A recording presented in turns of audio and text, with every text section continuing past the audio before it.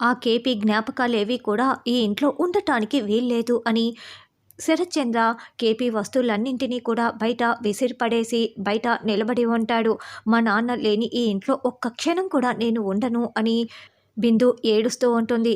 అప్పుడు చెర్రీ, అవసరం లేదు బిందు, మనం ఎవ్వరం ఎక్కడికి వెళ్ళటం లేదు, ఇక్కడే ఉంటున్నాము ఈ పెద్ద మనిషికి నిజం తెలిసేంత వరకు అని చెర్రీ అనగానే అపూర్వ శరత్చంద్ర చాలా షాకింగ్గా చెర్రీ వైపు చూస్తూ ఉంటారు. అపూర్వ అత్తయ్య మీద ప్రేమతో నీ కళ్ళు మూసుకుపోయాయి అని చెర్రీ చెయ్యి చూపిస్తూ శరత్చంద్రకి వార్నింగ్ ఇస్తూ ఉంటాడు. అవి తెరుచుకున్నప్పుడే ఇక్కడ జరుగుతున్న నిజాలన్నీ కూడా నీకు తెలుస్తాయి. శోభాచంద్ర అత్తయ్యని చంపింది అపూర్వ అత్తయ్యనే అని చెర్రీ నిజం చెప్పేస్తాడు. దాంతో శరత్చంద్ర ఒక్కసారిగా ఏం వాగుతున్నావురా అంటూ చెర్రీ చెంప పగలగొట్టి చెర్రీ గొంతుని నులిమేస్తూ ఉంటాడు. నువ్వు కొట్టినా చంపినా ఇదే నిజం మావయ్య అని చెర్రీ చెప్పటంతో అపూర్వ, మీరా, బిందు అందరూ షాకింగ్గా వింటూ ఉంటారు.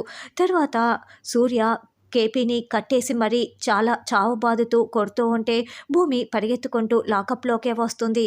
కేపీ తలదించుకొని కుర్చీలో కూర్చొని ఉంటాడు.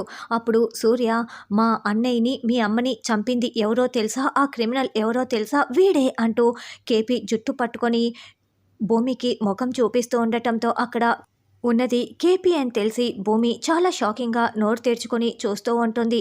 మరి కేపీ ఏ తప్పు చేయలేదని భూమి చెప్తే సూర్య వింటాడా అన్నది రానున్న ఎపిసోడ్లో తెలుసుకుందాం.